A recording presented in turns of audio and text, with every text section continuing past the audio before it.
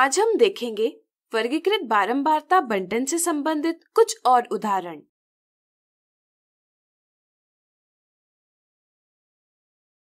उदाहरण देखने से पहले चलिए वर्ग चिन्ह यानी क्लास मार्क क्या है यह समझें। किसी भी वर्ग का मध्य बिंदु यानी मिड पॉइंट उस वर्ग का वर्ग चिन्ह कहलाता है।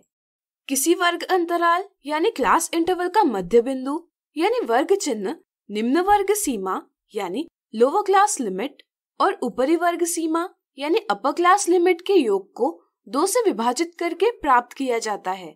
जैसे वर्ग अंतराल 10 से 20 का मध्य बिंदु 15 है, यानी कि वर्ग अंतराल 10 से 20 का वर्ग चिन्ह 15 है।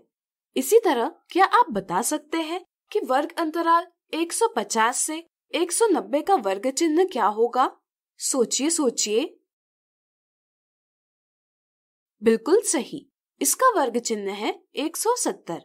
चलिए अब इससे संबंधित कुछ उदाहरण देखें। यदि किसी वर्ग का वर्ग चिन्ह 45 है तथा ऊपरी वर्ग सीमा 65 है तो वर्ग अंतराल ज्ञात कीजिए। यहाँ वर्ग चिन्ह 45 है तथा ऊपरी वर्ग सीमा 65 है। चलिए निम्न वर्ग सीमा को x माने। अब हम कह सकते हैं कि वर्ग चिन्ह 45 बराबर कोष्ठक में निम्न वर्ग सीमा x धन ऊपरी वर्ग सीमा 65 विभाजित 2। इसे सरल करने पर हमें प्राप्त होगा निम्न वर्ग सीमा x बराबर 25। इस तरह से वर्ग अंतराल है 25 से 65।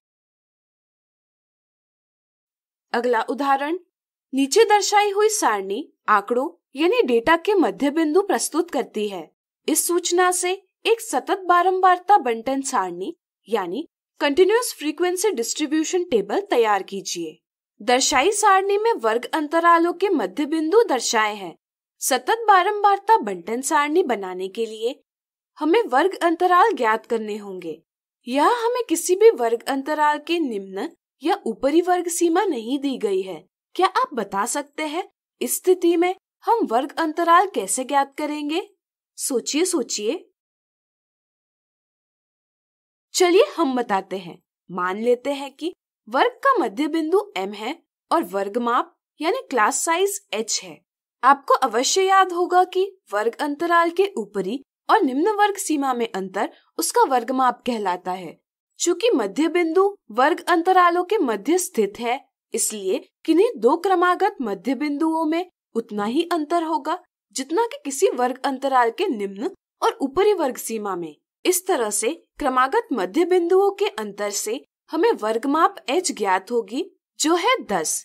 यदि हम इस अंतर का यानी वर्गमाप का आधा करें तो हमें मध्य बिंदु और निम्न वर्ग सीमा या मध्य बिंदु और ऊपरी वर्ग सीमा में अंतर ज्ञात होगा। h विभाजित 2 बराबर 10 विभाजित 2 बराबर 5। यदि हम मध्य बिंदु से इस अंतर को घटाते हैं तो हमें निम्न वर्ग सीमा प्राप्त होगी 10 ऋण 5 बराबर 5। इसी तरह यदि हम मध्य बिंदु से इस अंतर को जोड़ते हैं तो हमें ऊपरी वर्ग सीमा प्राप्त होगी 10 धन 5 बराबर 15। इस तरह हमें पहला वर्ग अंतराल प्राप्त होगा 5 से 15।